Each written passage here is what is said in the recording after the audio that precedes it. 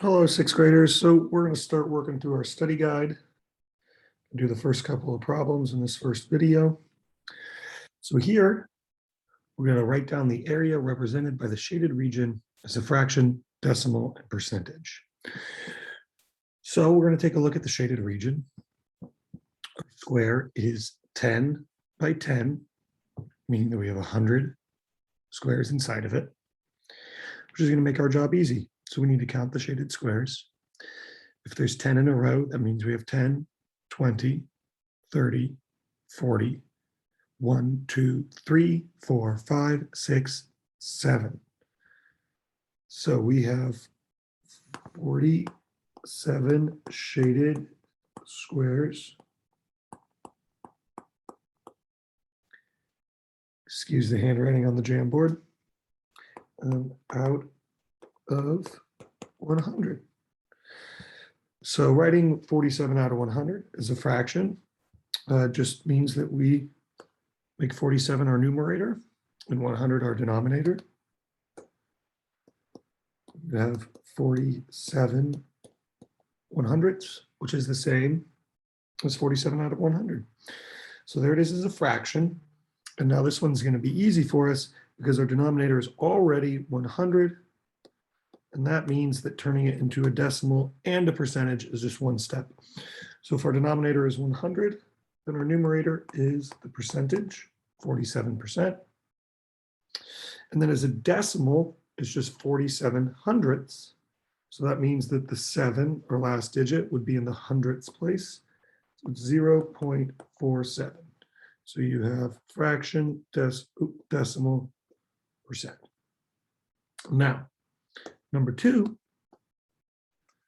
won't be quite as easy because there's not 100 squares, but we're still going to count them. We have 10 in the column, 11, 12, 13 out of 20. So I'm going to start by writing it as a fraction. 13 is the numerator and 20 is the denominator, because that's how we say 13 out of 20. Now, I want to get this into a fraction with 100 as the denominator, because that'll make it really easy to turn it into a fraction, into a decimal and a percentage. So I need to look at my initial denominator, 20, and I need to then think about how I can multiply and or divide it to turn it into 100. So we remember that 20 times 5 equals 100. So whatever I did to my denominator to make it 100, I need to also do to my numerator. So I do 13 times 5, which is 65 out of 100. Now that my denominator is 100, I know that as a percent, I just write the numerator, 65%. And as a decimal, I put the last digit in the 100ths place because it's out of 100. So 0.65. So there it is as a fraction, it's a decimal, and as a percent.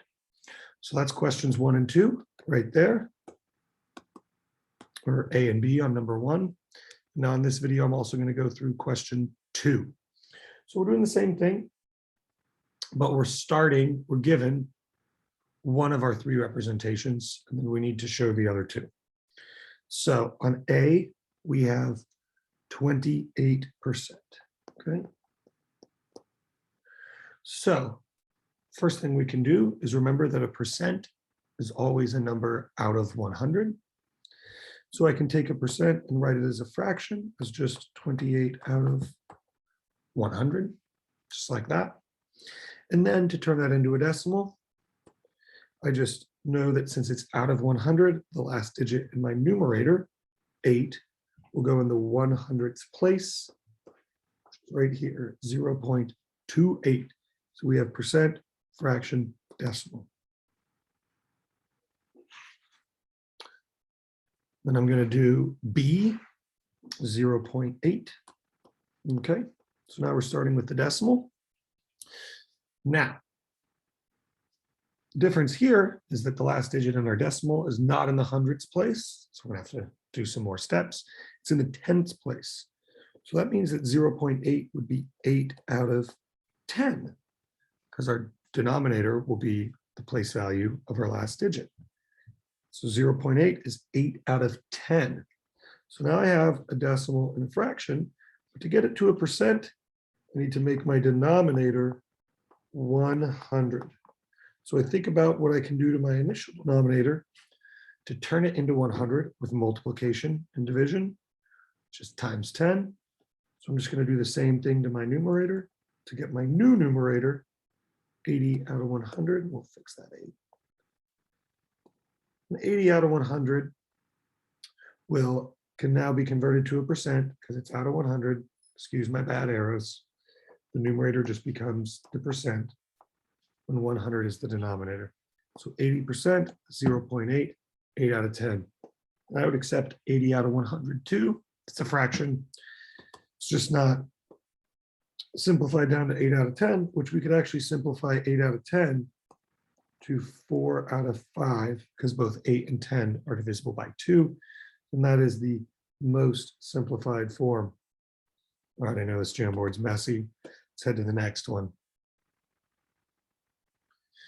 So C gives us 7 out of 15. So now we have one that's a little more complicated. So we have the fraction, 7/15. To turn it to a decimal and a percent, we want to get the denominator to 100. Now, getting the denominator to 100 is going to require me to use multiplication and division both, because 15 can't just multiply straight into 100. Okay, so I'm going to start. So we need to, here's our little puzzle. We got to think of how we can divide and multiply 15 to turn it into 100. So I know that 5 goes into 15 and 5 goes into 100. So I'm first going to take 15 and divide it by 3 to get me to 5, because 15 divided by 3 is 5. And then from 5, I can multiply 5 by 20 to get it to 100. Okay? So, oh, I just realized. So you can do this as 7/15, but I had all of you switch it to 9/15 because I'm not going to make you divide 7 by 3 yet and multiply that by 20, which would be 60/7. Oops, no, 7 divided by 3 is 7/3, so it'd be 140 thirds. We're not doing that yet, though. We made this 9/15, so apologies if you're confused at home why I started with 7/15. We made this 9/15, which will make our job easier here. So 7/15 was 9/15. So we're going to take 9 and we're going to divide it by 3, which gets us to 3, because we have to do the same thing we did to our denominator. And then we're going to multiply it by 20, which is 60. So 9/15 we've turned into 60/100ths, which is now easy to turn into a percentage and a decimal. So since it's a fraction out of 100, our numerator, just our percent, 60%. And then since it's out of 100, we know the last digit in our numerator will go in the 100ths place of our decimal, 0.60. 60%, 0.60, 9/15. Fraction, decimal, percent. Okay, D, 0.32. Okay, so this is a simple one. Since it's already in hundredths, to write it as a fraction, I just take my decimal number, 32, and I make it a numerator and a fraction where the denominator is my last digits place, in this case, hundredths. So 32/100ths, or 32 out of 100. There's my fraction. And when I turn that into a percent, I just write the numerator as the percent because my denominator is 100. So there's D. Now E, we have a repeating decimal. That's what my 0.3 with a line means, okay? So we've got it as a decimal. We need to turn it into a fraction and a percent, okay? So we have one that's a little trickier here. So remember, when we have repeating decimals, The amount of digits under our line indicates that our decimal is repeating. So we have 1 digit under the line, just the 3. That's the amount of 9s in our denominator. Okay, so we have 1 digit under the line. So we have 1 9 in our denominator. And then our numerator will be whatever digits are in the repeating pattern. In this case, it's just a 3. So it's 3/9, which can also be written as 1/3. And that's our fraction. Now, to think of it as a percent, we need to see what our decimal would be if we extended it out a little farther. Now, obviously, 0.3 with a line over it, it's the same as 0.33333 continued forever. Okay? Now, I am just going to go to the thousands place right here. Could go to the 100ths place, but I want to get at least 1 decimal into my fraction to be more accurate.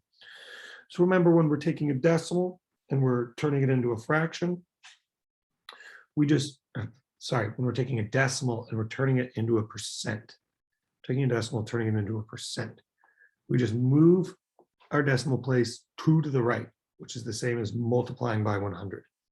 So we get 33.3%. And you could write it as 33.3333%, or you can just put a line over the 3 in the decimal here. 33.3%, the most accurate way to do it. So we now have a decimal, a fraction, and a percent. Okay, and now we'll do F. That'll be the last we'll do on this video. 110%. Okay, we're given one with a trick. Trick being that this is more than 100. Okay, so remember, anytime you have a percent, you can write it as a fraction with 100 as the denominator. So this would be 110 out of 100. Okay, so now we have 110 100ths. There we go as a fraction. Let's simplify it down to 11/10. Both work for our purposes here. And now it's a decimal. Now we want to turn it into a decimal. So just as before, since 100 is the denominator, we're going to make the last digit in our numerator. We're going to put it in the 100ths place. So the last digit in our numerator is a 0. So, excuse the shaking in the background, we have some breakfast being cooked.